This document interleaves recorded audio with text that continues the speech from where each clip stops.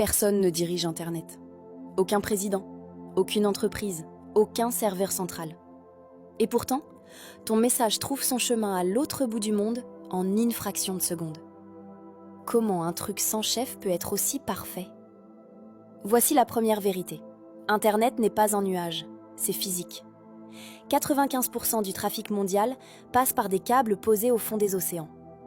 Environ 600 câbles, à peine plus gros qu'un tuyau d'arrosage, relient les continents. Dans le noir total des abysses, ta vidéo traverse l'Atlantique dans un fil de verre. Et dans ce verre, tes données ne sont pas de l'électricité, c'est de la lumière. Des impulsions lumineuses qui filent à 200 000 km par seconde, les 2/3 de la vitesse de la lumière.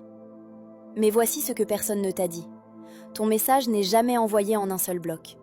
Il est découpé en petits paquets, chacun étiqueté avec sa destination et sa place dans l'ordre.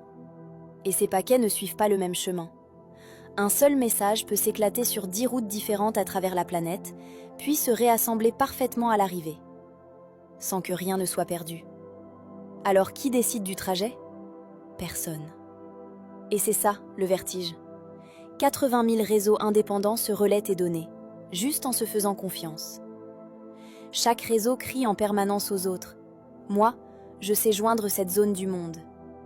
Les autres écoutent, mémorisent et calculent le meilleur chemin, en temps réel, sans aucun chef.